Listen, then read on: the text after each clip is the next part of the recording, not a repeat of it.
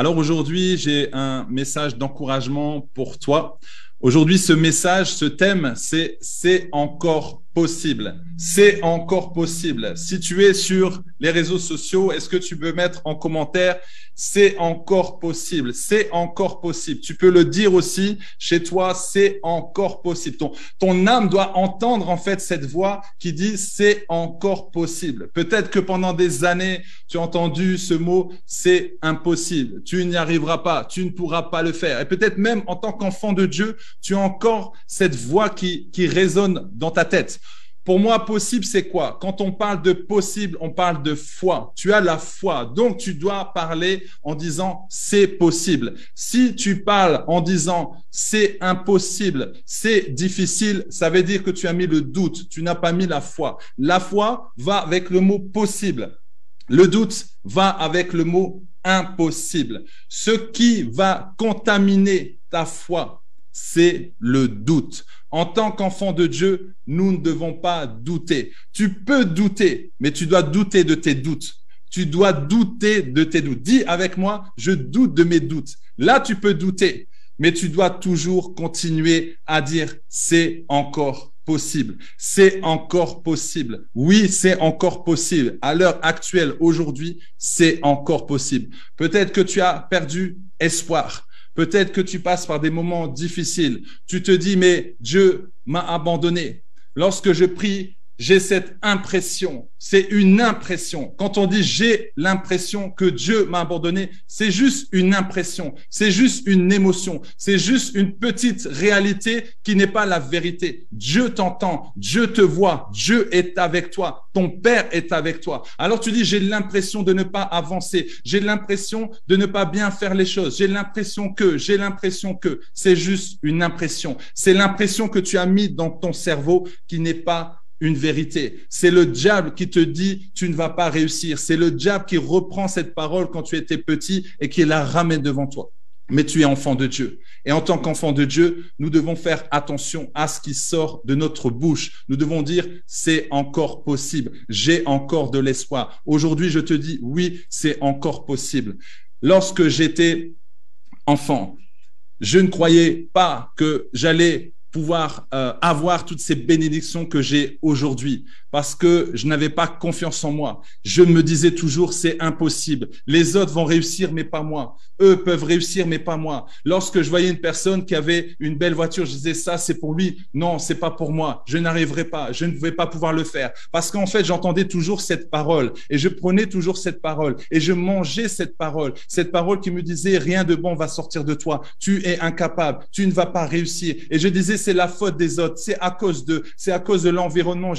C'est vrai, je peux dire c'est la faute des autres. Mais là, maintenant, j'ai compris que j'avais la responsabilité de croire ou de ne pas croire à la parole qui vient. J'ai la responsabilité de croire à la parole qui vient dans mon âme. C'est pour ça, enfant, en tant qu'enfant de Dieu, tu dois te dire non, je crois à la parole de Dieu. Tu crois à la parole de Dieu. C'est pourquoi tu es fortifié. C'est pourquoi tu as la foi. Si tu doutes régulièrement, ça veut dire que tu ne lis pas assez la parole de Dieu. Ça veut dire que tu ne lis pas assez la parole de Dieu. Ça veut dire que la parole de Dieu que tu lis, en fait, c'est juste sommaire. Tu le lis, mais tu ne l'appliques pas. Tu dois le manger. Quand on dit méditer, c'est-à-dire que ça doit rentrer dans ton âme. Ça doit rentrer dans ton cœur. Tu dois vivre ce que tu lis. Tu dois vivre la Bible. Tu dois vivre ce que tu entends. Tu dois vivre les choses que Dieu te met dans ton esprit. Tu ne dois pas vivre les choses mauvaises. Tu ne dois pas vivre le doute, mais tu dois vivre le possible. Tu dois vivre par la foi. Tu dois vivre par la foi. Le doute et l'incrédulité nous empêchent souvent de mettre notre foi en action parce que la foi est en action. La foi, c'est comme un muscle. Lorsque tu vas avoir un gros biceps, tu vas à la salle de muscu et tu commences à pomper. Tu commences à pomper. Et là, tu vois que ton muscle commence à grossir. Avec la foi, c'est pareil. Tu dois l'activer. Tu dois l'activer. Tu dois l'activer. C'est pourquoi le Seigneur, il te fait avancer. C'est pourquoi le Seigneur, il t'amène dans des moments même difficiles. Parce que tu dois activer ta foi. C'est pourquoi le Seigneur, il t'a bloqué à la maison avec le confinement. Parce qu'il voulait voir ta foi. Il voulait voir ton niveau de foi. Parfois, il va te mettre une épreuve. Parfois, il va te bloquer pour voir le niveau de foi. Parfois, il va te laisser dans la barque pour voir si tu sors de la barque et tu vas marcher sur l'eau. Mais toi, tu vois l'eau, tu dis non, c'est impossible. possible, je ne vais pas pouvoir le faire. C'est pourquoi tu es bloqué dans ta vie. Dieu te met des épreuves pour qu'il te pousse. Dieu te met des épreuves, des adversités pour te pousser. David, on lui a mis des adversités. David, on lui a mis un lion. David, on lui a mis un ours. Lorsqu'il a réussi le processus, lorsqu'il a réussi le test de Dieu, voilà, il peut aller vers Goliath. Voilà, il peut aller vers Goliath. Et là, en un coup, Goliath est tombé. Et là, il a pu aller à la royauté. Pour aller à la royauté, tu dois passer d'abord par des moments difficiles. Tu dois passer par les épreuves. Tu dois être éprouvé.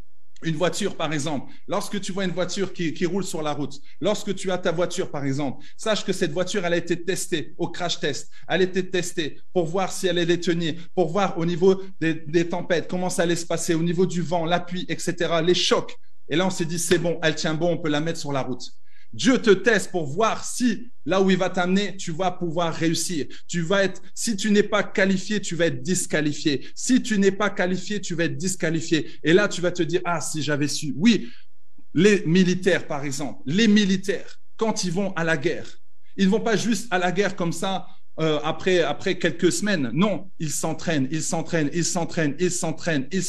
pour lorsqu'ils vont aller sur le terrain, lorsqu'ils vont aller au combat, ils savent comment réagir, ils savent comment faire, ils savent comment réagir face à l'ennemi parce qu'en fait, ils ont déjà travaillé dans le lieu secret. Voilà, c'est ça que tu dois comprendre. Amen, amen. Est-ce que quelqu'un peut dire amen, alléluia?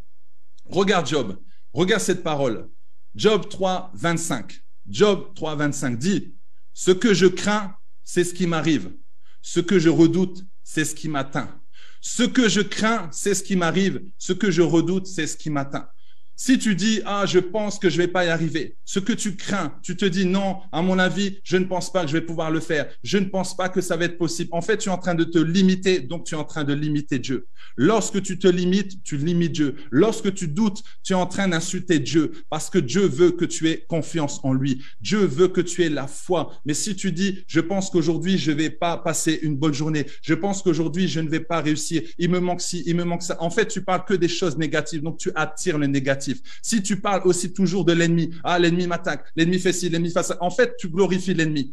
Parle de ce que Dieu fait dans ta vie. Parle de ce que Dieu fait dans ta vie. Dis, Seigneur, merci, merci avant que ça arrive. Acclame déjà le Seigneur avant que le miracle arrive. Tu es disposé déjà avant que le miracle arrive. Tu acclames Dieu pour le miracle qui va arriver. C'est ça, tu précèdes Dieu. Tu dis, Seigneur, ah, je te loue. Pourquoi? Parce que je sais ce qui va arriver demain. Seigneur, je t'adore pour ce que tu vas faire. Je t'adore pour qui tu es. Je t'adore pour tout ce que tu as fait dans ma vie et tout ce que tu vas faire maintenant. Seigneur, je crois que tu peux faire quelque chose parce que je sais que tout est possible à celui qui croit et je crois que c'est possible. C'est ça que tu dois te dire. C'est ça que tu dois te dire.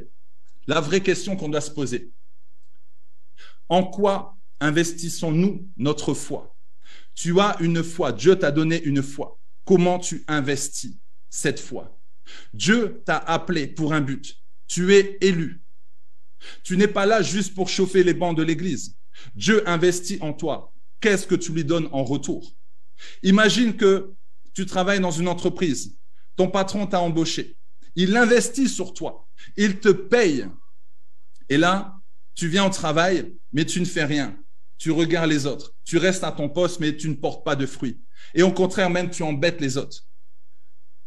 Est-ce que tu penses que le patron va te garder? Est-ce que tu penses que le patron va être fier de toi? Est-ce que tu penses que le patron va te donner des missions? Non, il ne va pas te donner des missions. Il va te dire, au pire, on le laisse là. Mais s'il ne porte pas de fruits, l'année prochaine, il sort de l'entreprise. Lorsque Jésus a regardé le figuier, il a dit, mais ce figuier ne porte pas de fruits. Alors l'année prochaine, ça ne va pas, on l'enlève, on le coupe. Alors que tu ne sois pas coupé, mon frère, ma sœur, que tu ne sois pas coupé, que tu puisses porter du fruit. Dis, aujourd'hui, je porte du fruit. Aujourd'hui, je porte du fruit. Aujourd'hui, j'avance avec Dieu. J'avance. Je traverse peut-être la vallée de l'ombre de la mort, mais tu traverses seulement. Tu traverses seulement. C'est un passage difficile. En ce moment, c'est un passage difficile, mais sache que la saison arrive. Nous sommes en été, mais il va bientôt avoir le printemps. Ensuite, c'est l'automne. Ensuite, c'est l'hiver. Il y a différentes saisons. Ça change. Dis-toi que ça change. Aujourd'hui, tu passes peut-être par un moment difficile. OK, c'est une réalité. Mais ce n'est pas la vérité. C'est peut-être une réalité, mais ce n'est pas la vérité. Peut-être qu'en ce moment, tu as des douleurs. Peut-être qu'en ce moment, tu es en stress. Peut-être qu'en ce moment, tu as des angoisses. C'est une réalité, mais ce n'est pas la vérité. Tu es guéri, mon frère, ma sœur. Tu es guéri. Prends la parole de Dieu et dis, mon Dieu me guérit. Parce qu'il est dit que par ses meurtrissures, je suis guéri. C'est ça que tu dois déclarer. C'est ça que tu dois déclarer. Lorsque tu as une parole négative qui vient dans ton cerveau, lorsque tu as une parole négative qui vient dans ton âme, ce que tu dois faire, c'est de refuser, c'est vrai. Mais il ne faut pas juste refuser la parole négative. Tu dois la remplacer par « il est écrit ». Il est écrit. Jésus dans le désert a été tenté par le diable.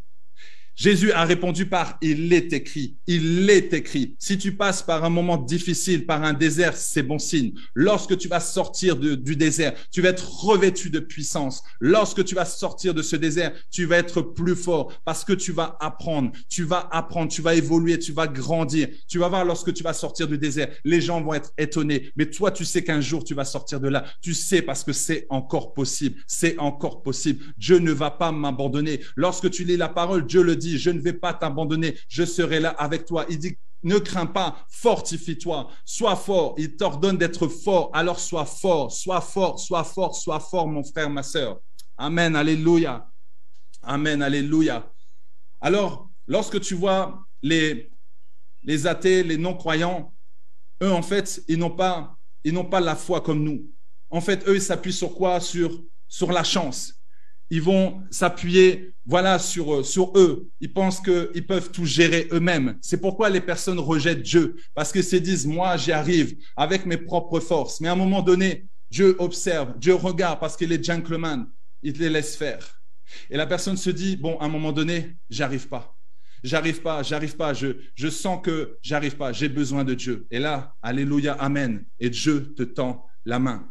Pendant des années, je pensais que j'allais gérer tout seul. Pendant des années, je pensais que je pouvais faire tout seul. Je voulais tout contrôler. J'ai compris, c'est Dieu qui contrôle ma vie. Et lorsque j'ai donné ma vie à Dieu, lorsque j'ai dit, Seigneur, prends le contrôle de ma vie, le Seigneur a ouvert des portes. J'ai des bénédictions en pagaille. Je dis, Seigneur, tu es trop bon parce que j'ai lâché prise, parce que j'ai fait confiance en Dieu. Je fais confiance en Dieu tous les jours et je veux continuer de lui faire confiance. Je veux continuer de dire, Seigneur, agis dans ma vie pour que je sois une source de bénédiction. Parce que comme je l'ai dit tout à l'heure, tu n'es pas juste là pour être à l'église et écouter la parole et rester avec ta grosse bite près du radiateur, toujours à droite quand tu rentres dans l'église, toujours la même place. Ça fait 10 ans, toujours à la même place, toujours le même comportement, toujours le même caractère. Tu ne changes pas, mais oh, tu connais la parole. Oui, gloire à Dieu. Oh oui, tu es rempli d'onction. Oui, gloire à Dieu. Mais comment est le caractère? Comment est ton caractère? Est-ce que tu changes des vies? Est-ce que tu transformes des vies? Est-ce que tu impactes des vies? Est-ce que ta vie a de l'impact? Est-ce que tu inspires des personnes? Est-ce que tu encourages des personnes? Est-ce que tu motives des personnes?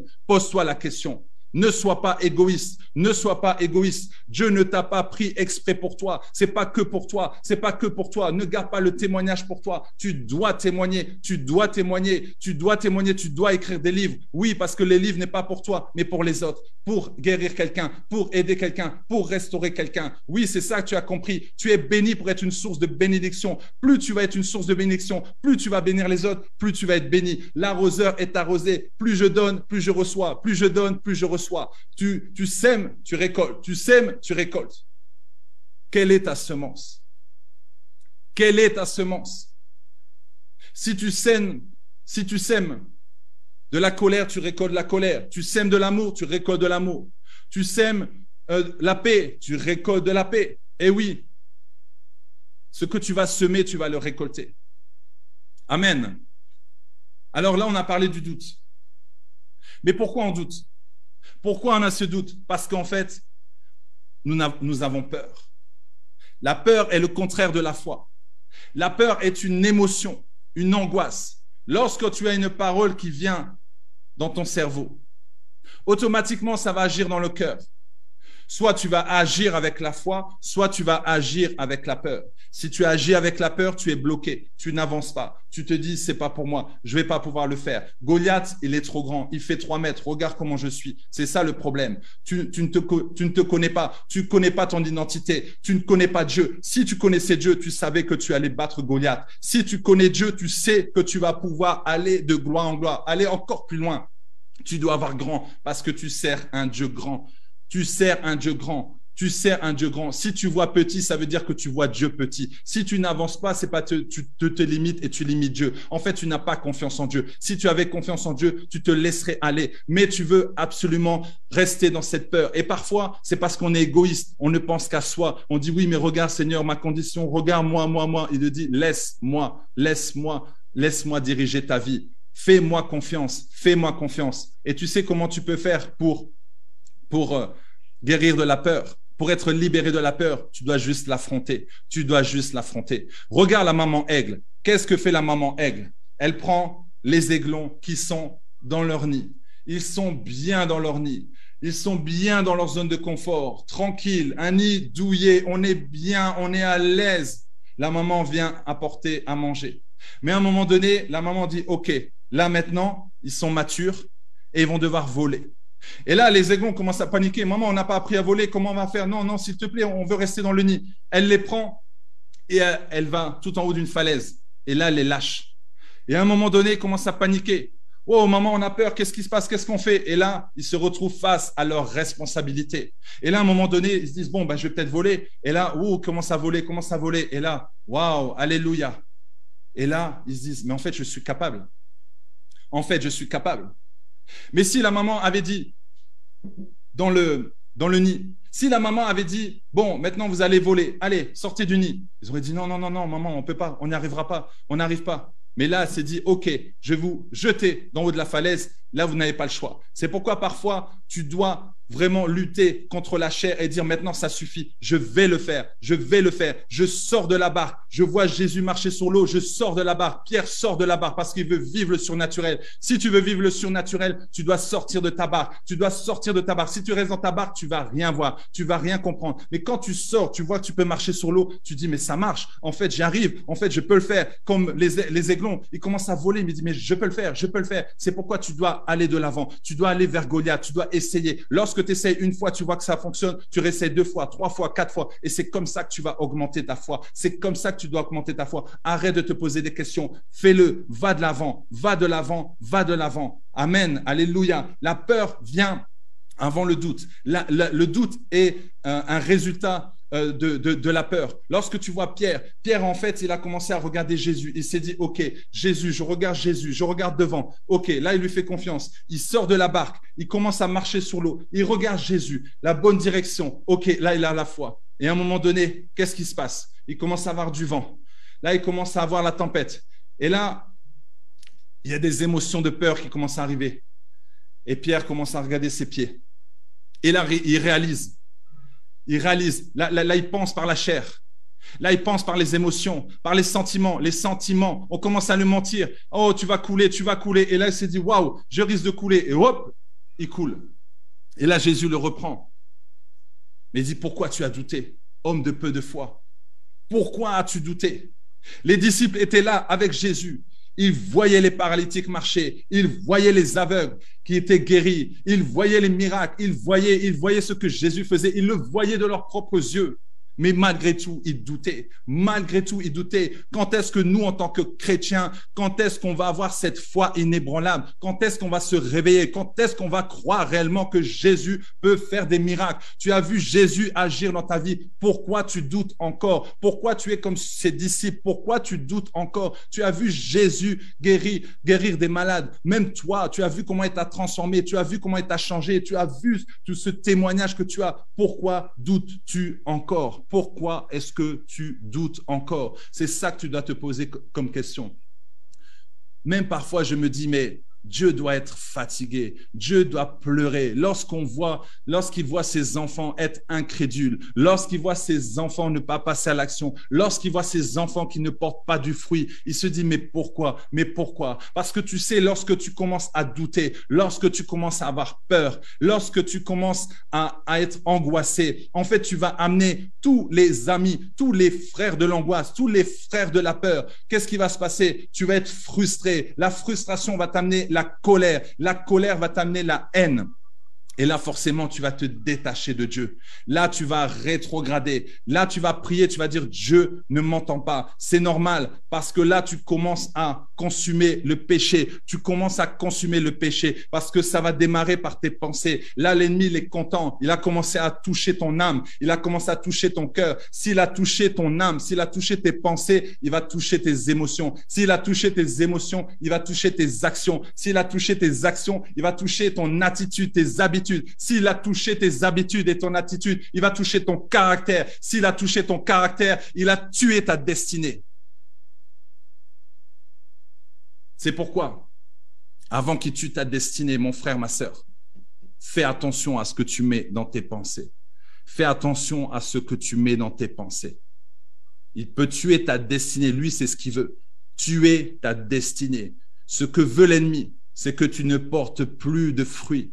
C'est ce que veut l'ennemi.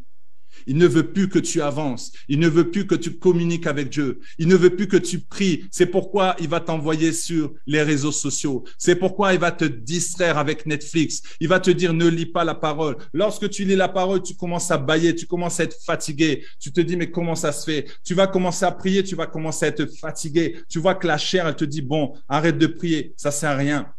C'est là où tu dois être discipliné. Discipliné, disciple. Discipliné, disciple. Tu dois être discipliné et dire à la chair, maintenant, ça suffit. Aujourd'hui, j'ai décidé de prier 1 heure, 2 heures, 3 heures, 4 heures. La chair, à un moment donné, elle va prendre le dessus. Tu dis, maintenant, ça suffit. Tu prends autorité sur ta chair. Tu dis à ton cerveau ce qui va se passer. C'est ça que tu dois faire parce que c'est ton cerveau qui te commande. Si le matin, ton cerveau, il dit, aujourd'hui, je vais me reposer, je vais être calme. Le cerveau aime être calme. L'âme aime bien être calme, être reposé. C'est pourquoi quand tu veux sortir de ta zone de confort, tu vois qu'il y a une lutte. Tu vois qu'il y a une lutte interne. C'est parce qu'en fait, le cerveau, il n'est pas habitué au changement. C'est pourquoi je t'encourage à changer chaque jour des choses, que ton cerveau soit habitué au changement, au changement.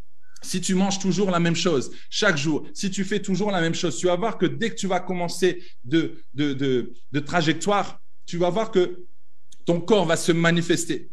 Tu vas voir que ton corps va se manifester. Parce que tu as habitué ton corps. C'est pourquoi habitue ton corps, habitue ton âme à lire la parole de Dieu, habitue ton âme à prier.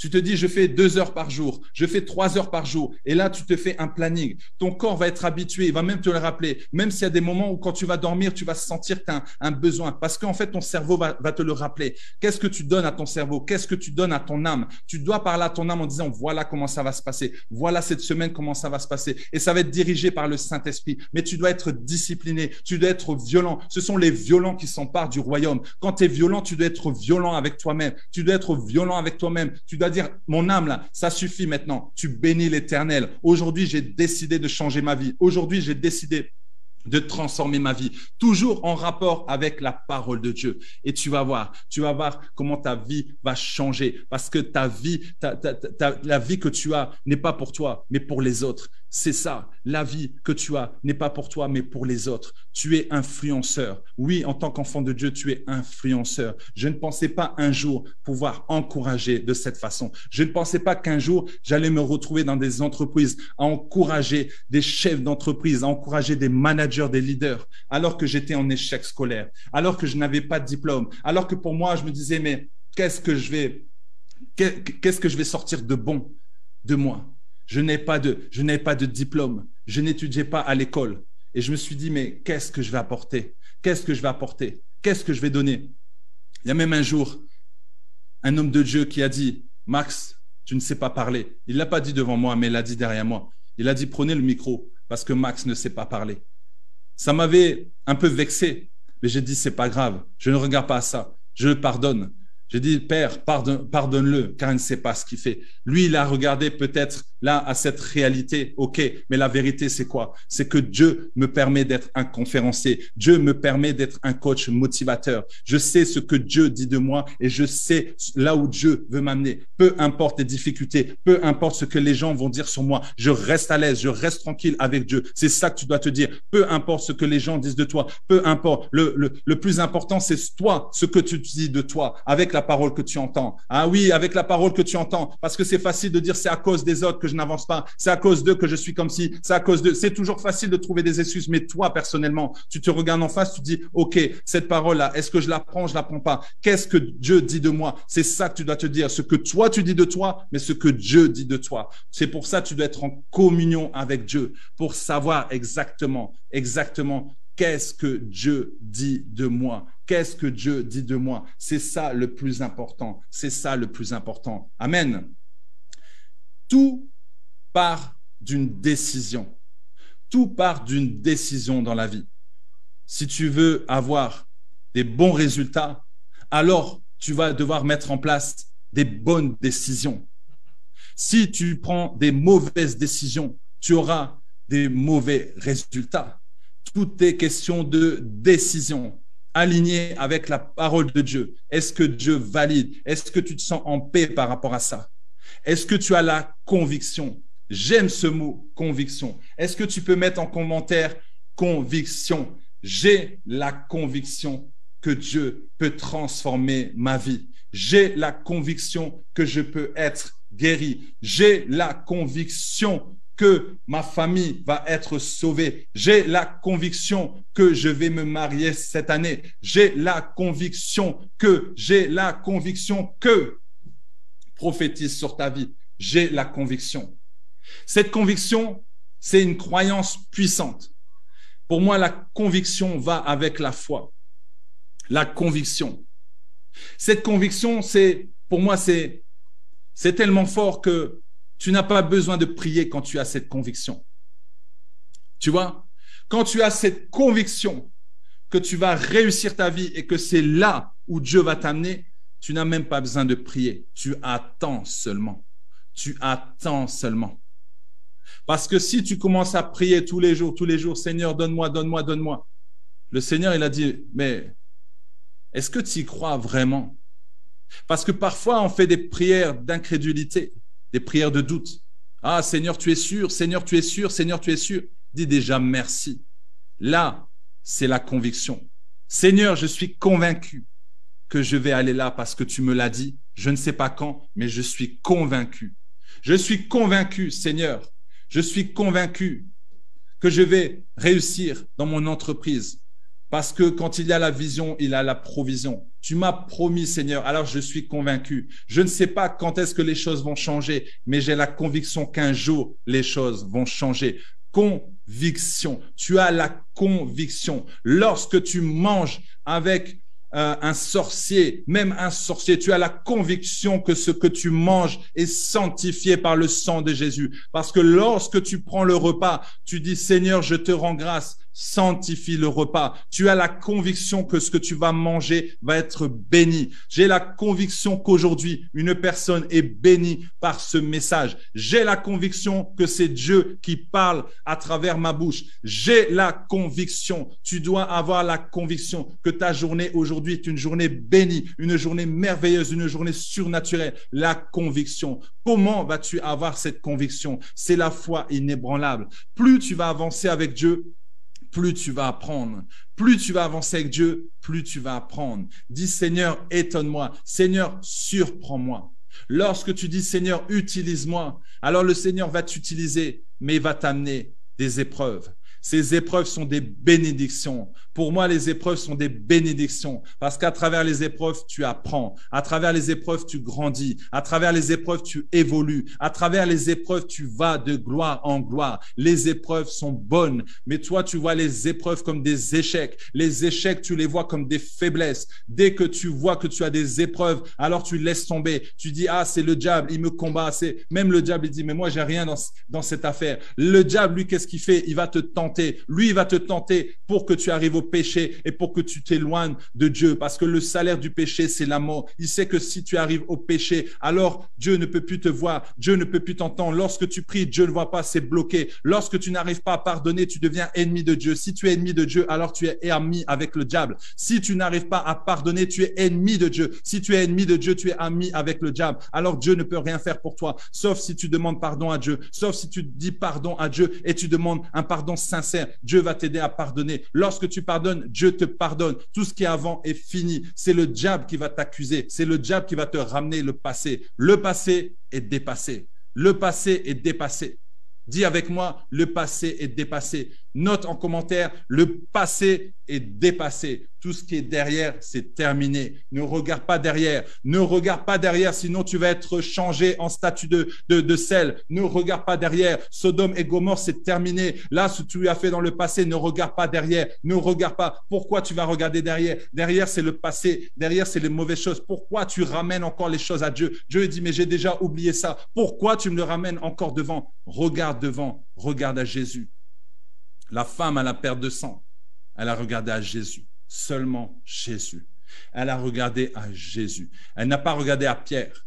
Elle n'a pas regardé à Paul, elle n'a pas regardé aux autres qui étaient autour, elle n'a pas regardé, il y avait Pierre, il y avait Jean, il n'y avait pas Paul. Mais pourquoi? Elle n'a pas regardé, elle a regardé à Jésus seulement. Elle n'a pas regardé Judas. Ah non, elle n'a pas regardé parce qu'elle savait que c'était Jésus la solution, le chemin, la vérité, la vie. Elle a regardé Jésus seulement, elle a regardé Jésus, elle savait que c'était la solution. Elle a dit, si seulement je touche le pan de sa robe, je serai guéri. Elle a activé sa foi et en retour, elle a été guérie. Lorsque tu actives ta foi, en retour, tu reçois une force. Lorsque tu actives ta foi, en retour, tu reçois de Dieu. Tu reçois une force, tu reçois les bénédictions, tu reçois ta guérison. Mais va vers Jésus, crois seulement. Tu dois mettre ta foi en action. Tu dois mettre en toi cette foi de dire, je peux être guéri. Si seulement. Elle n'a pas dit comme Job. Elle n'a pas dit comme Job. Elle n'a pas pensé en disant, oui, je ne pense pas que je vais pouvoir être guéri. Et si jamais on me bloque. Non, elle n'a pas pensé à ça. Elle a dit, je dois toucher le pan de sa robe. Je dois toucher le pan de sa robe. Elle voyait déjà la bénédiction. Elle voyait déjà la guérison. Elle a dit, moi, je suis fatiguée. Ça fait 12 ans que je perds du sang. Ça fait 12 ans que je perds du sang. Non, je vais toucher le pan de la robe de Jésus. Elle savait qu'il y avait des interdits. Elle savait qu'elle était considérée comme impure. Elle s'est dit, non, non, elle n'a pas pensé à ça. On va peut-être me bloquer. Non, elle n'a pas pensé à ça. Et peut-être non, elle n'a pas pensé à ça. Elle a pensé à sa guérison. Elle a pensé au résultat. Elle voulait toucher Jésus seulement. Et elle a été guérie. Elle a été guérie. Voilà la solution. La solution, c'est Jésus. La solution, c'est Jésus. Point. C'est tout. Tout le monde me dit, mais pourquoi tu parles toujours de Jésus? Parce que c'est lui qui m'a sauvé. Parce qu'il m'a sauvé. Parce qu'il m'a guéri. C'est lui qui m'a restauré. C'est lui qui me donne la vie. C'est lui qui m'aide au quotidien pour avoir la paix, pour avoir la joie. C'est lui et lui seul. C'est lui. C'est normal quand tu aimes quelqu'un, quand tu sens un amour véritable, quand tu as quelqu'un, même si parfois tu le rejettes, même si parfois tu ne te sens pas bien, même si parfois, voilà, tu l'oublies. Non, Jésus ne t'oublie pas. Dieu ne t'oublie pas, c'est ça qui est formidable. Il m'a donné des enfants, il m'a donné une femme, il m'a donné un travail, il m'a dit que j'étais précieux, il m'a aidé à me connaître. C'est lui qui m'a aidé. Je l'ai pas fait par mes propres forces. Et je pourrais vous témoigner, on pourrait parler toute une journée de tous les témoignages, de tout ce qu'a fait Dieu. C'est pourquoi je parle de lui. J'ai une relation avec lui. Je parle pas de religion, je parle de relation avec Dieu. Je parle de relation avec Jésus. Et il est dit dans la parole, écoute bien, ça c'est pour mon frère et ma sœur qui ne connaît pas encore Jésus. Écoute bien, dans Romains 10, 8, 11, il est dit, la parole est près de toi, dans ta bouche et dans ton cœur. Or, c'est la parole de la foi que nous prêchons. Si tu confesses de ta bouche le Seigneur Jésus et tu crois dans ton cœur que Dieu t'a ressuscité des morts, tu seras sauvé. Tu seras sauvé. J'ai cru en Dieu. J'ai cru en Jésus. J'ai accepté Jésus dans mon cœur et ma vie a changé. Ma vie a été transformée et Dieu m'utilise puissamment pour sa gloire. Et je sais que lorsque je vais partir de là, je vais atteindre le ciel et je veux atteindre le ciel. Je veux être avec Jésus. Celui qui ne croit pas en Dieu, celui qui ne croit pas en Jésus ne sera pas à côté de Dieu, ne sera pas avec Jésus. Il est ennemi de Jésus, il est ennemi de Dieu et va se retrouver en enfer. Non, j'ai décidé de ne pas aller en enfer. C'est pourquoi j'ai accepté Jésus. C'est pourquoi j'ai accepté Jésus pour ne pas aller en enfer. Et chaque jour, je fais de mon mieux pour essayer d'être saint. Je fais de mon mieux pour que Dieu soit fier de moi. Et je t'encourage à le faire tous les jours. Tous les jours, c'est vrai, ce n'est pas facile. Tous les jours, ce n'est pas facile. On est combattu tous les jours, c'est normal, mais on a la grâce de Dieu. Dieu est avec nous et Dieu nous protège, Dieu nous fortifie et Dieu nous garde. C'est pourquoi je t'encourage à ne pas perdre espoir. Je t'encourage à ne pas perdre espoir. Je t'encourage à ne pas perdre espoir. Lorsque tu vois Sarah, l'histoire de Sarah, alors qu'elle était âgée, elle a dit, mais je suis usée. On lui a dit, non, tu auras un enfant. Tu auras un enfant. Dieu lui a dit, tu auras un enfant. Et elle a ri, elle a commencé à douter parce qu'elle a regardé à sa condition. Elle a regardé à son âge. Elle a dit, je suis usée. Comment moi je pourrais avoir un enfant? Mais Dieu avait choisi Sarah. Dieu n'a pas choisi Agar. Dieu n'a pas choisi Agar. Il a choisi Sarah. Il voulait une alliance avec Isaac. Il voulait une alliance avec Isaac. C'était Sarah. Dieu te choisit. Pourquoi tu regardes les autres et tu dis non, mais non, à mon avis, c'est pour les autres. Non, Dieu t'a choisi. Si Dieu t'a choisi, alors c'est pour un but. C'est pour un but. Toi aussi, peu importe la circonstance, peu importe si tu te sens aussi usé, peu importe si tu te sens mal, peu importe la situation dans laquelle tu es actuellement, Dieu, s'il t'a choisi, tu dois juste lui obéir parce qu'à travers toi, en fait, il y aura des changements. À travers toi, il y aura des nations qui vont changer, qui vont être sauvées. À travers toi, ta famille va être sauvée. À travers toi, juste toi, c'est toi qui as choisi. À travers toi, il va y avoir des vies transformées, des vies changées. À travers toi, c'est une nation qui va être sauvée. À travers toi, c'est un pays qui va être changé. C'est une famille qui va être bouleversée. À travers toi, il t'a choisi, toi. Dis, il m'a choisi. Jésus, tu m'as choisi. Dieu, tu m'as choisi. Et c'est pourquoi tu dois dire merci, Seigneur. Aide-moi, donne-moi l'équipement. Dieu te donne l'équipement. Dieu te donne la force pour pouvoir aller encore plus loin avec lui, pour pouvoir aller encore plus loin avec lui. Ne doute pas. Si tu doutes, tu vas te connecter à l'ennemi. Si tu doutes, tu te connectes à l'ennemi. Mais si tu as la foi, tu te connectes à Dieu. Amen. Je répète, si tu doutes, tu te connectes à l'ennemi et à ses œuvres. Mais si tu as la foi, tu te connectes à Dieu et à ses œuvres. Si tu as la foi, tu te connectes à Dieu et à ses œuvres. J'aime parler de la foi, la ferme assurance des choses qu'on espère, la démonstration des choses qu'on ne voit pas. Hébreux 11, 1. C'est mon verset que j'aime beaucoup.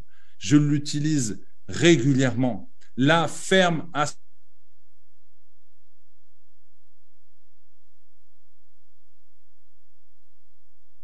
Tu espères aller en Espagne. Tu sais que tu auras 3 heures de vol. Tu restes dans l'avion, tu restes tranquille, tu penses à la destination. Tu ne te dis pas, est-ce que réellement il y a un pilote dans l'avion? Est-ce qu'ils ont bien pris mes bagages? Tu leur fais confiance. Tu ne te poses pas la question, est-ce qu'il y aura des turbulences? Est-ce qu'il y aura ci? Est-ce qu'il y aura ça? Tu vas dans l'avion, tu t'installes sur ton siège et tu commences à dormir, tu commences à ronfler. Tu penses à l'Espagne, tu vas arriver là-bas, tu as déjà prévu des amis, tu leur as dit j'arrive dans 3 heures. Tu penses déjà à l'arrivée. C'est ça quand tu as la foi. Laisse Dieu agir. Laisse le pilote, le Saint-Esprit prendre le contrôle de ta vie. Mais toi, le problème, c'est que tu vas dans l'avion et tu dis, ah, il va sûrement avoir des turbulences. Est-ce que l'avion est fiable? Est-ce qu'ils ont pris mes bagages? Et tu vérifies et tu regardes la ceinture. Est-ce que la ceinture est stable? Est-ce que tout va bien se passer? Et tu vas vérifier dans le cockpit. Tu dis à l'hôtesse, j'ai besoin d'aller voir s'il y a un pilote. J'ai besoin d'aller constater. Voilà le problème, l'incrédulité. Tu ne fais pas confiance à Dieu. Tu ne fais pas confiance à Dieu. Tu fais confiance à Bruxelles Airlines. Tu fais confiance à Air France, mais tu ne fais pas confiance à Dieu. Tu fais confiance à Air France, mais tu ne fais pas confiance à Dieu. Tu fais confiance à Air Afrique, mais tu ne fais pas confiance à Dieu. Oui, tu fais confiance aux compagnies aériennes, mais tu ne fais pas confiance à Dieu. Fais confiance en Dieu comme tu as confiance en Air France. Lorsque tu es dans l'avion, reste tranquille. Lorsque tu es dans la barque, reste tranquille. Commence à dormir comme Jésus. Commence à dormir comme Jésus et tu vas être à l'aise, tu vas être tranquille. Lorsque la tempête va venir, tu es à l'aise. Lorsque la tempête vient à gauche, tu es à l'aise. Peu importe les circonstances, tu es au calme, tu te sens bien parce que tu sais qui vit en toi. L'Esprit de Dieu qui est en toi est plus puissant que celui qui est dans le monde. L'Esprit de Dieu qui est en toi. Amen. Alors aujourd'hui, déclare, c'est encore possible de transformer ta vie. Dis avec moi, c'est encore possible. C'est encore possible de sortir du péché. C'est encore possible de sortir de la prostitution. C'est encore possible de sortir du rejet. C'est encore possible de sortir de l'injustice, de l'abandon. C'est encore possible de sortir de la peur. C'est encore possible de sortir de la masturbation. C'est encore possible de sortir de la pornographie. C'est encore possible de sortir de ce péché, sauf si tu veux rester dans ce péché. Si tu veux rester dans ce péché, le salaire du péché est la mort, mais c'est encore possible de sortir de là. C'est encore possible. Dieu te voit et Dieu est là pour te dire, viens mon fils, viens à moi, viens, je vais t'aider. C'est encore possible que tu changes ta vie, mais c'est à toi de choisir. Aujourd'hui, que décides-tu? Aujourd'hui, que décides-tu? Si aujourd'hui, tu décides de renouer ton alliance avec Jésus, si aujourd'hui, tu veux accepter le Seigneur, alors dis avec moi, Seigneur Jésus, je viens devant toi. Aujourd'hui, tu m'as parlé. Aujourd'hui, j'ai entendu ta parole. Alors, Seigneur, j'ai entendu cette parole qui dit, celui qui confesse de sa bouche que Jésus est Seigneur et Sauveur et qu'il l'accepte, alors je serai sauvé. Dis avec moi, aujourd'hui Seigneur, je t'accepte en tant que Seigneur et Sauveur. Le diable ne peut plus rien sur moi parce que j'ai décidé de te suivre. J'ai décidé de donner ma vie à toi comme tu m'as donné ta vie à moi à la croix de Golgotha. Aujourd'hui, je suis rempli de la puissance de Dieu. Aujourd'hui, je suis rempli de l'Esprit de Dieu. Seigneur, je te bénis. Aide-moi à lire la parole. Aide-moi à être avec des frères et des sœurs qui vont m'aider à avancer. Seigneur, je te bénis. Merci de me visiter et j'attends, Seigneur, avec impatience toutes ces bénédictions qui vont venir sur moi. Seigneur, que tu me gardes, que tu me protèges. Dans le nom de Jésus, j'ai prié. Amen, amen, amen, amen, amen, amen. Alléluia. Soyez bénis, prenez soin de vous et n'oubliez pas de partager les messages pour faire du bien à un frère ou une sœur. À bientôt. Ciao, ciao, ciao.